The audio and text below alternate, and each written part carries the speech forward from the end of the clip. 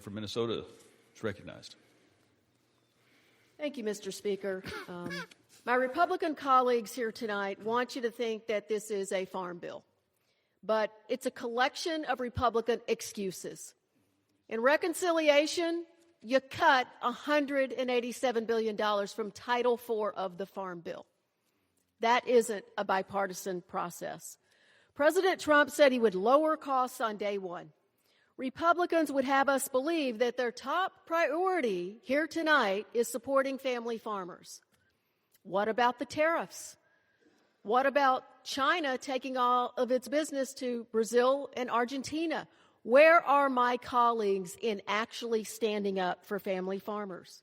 My challenge to my Republican colleagues is prove it, because this farm bill does nothing to lower fertilizer costs or diesel costs for farmers or restore food assistance for millions of Americans, children, or seniors. And folks, look, I have created a vision of Lucy with the football so many times on this topic of E15 that I don't even know how to describe it anymore. And the fact that tonight, my friends on the other side of the aisle somehow negotiated to have E15 taken off the table, to me, it's just unbelievable. You destroy all the export markets in our country, and now you refuse to move forward in pushing for those new domestic markets. And look, I know there's probably some deal cut on the side or a gentleman's agreement or whatever, but we're going to be back here in 2 weeks.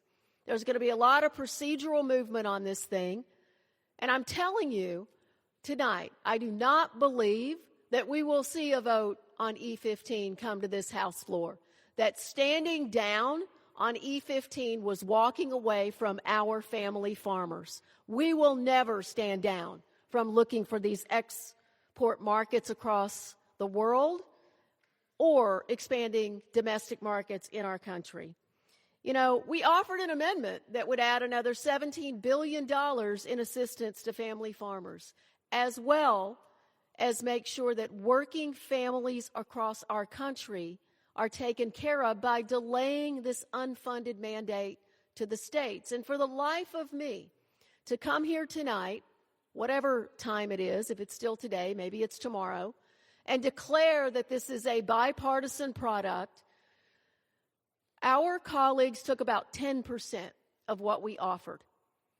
And then they came back and tried to pick off one of us at a time with some little sweetener.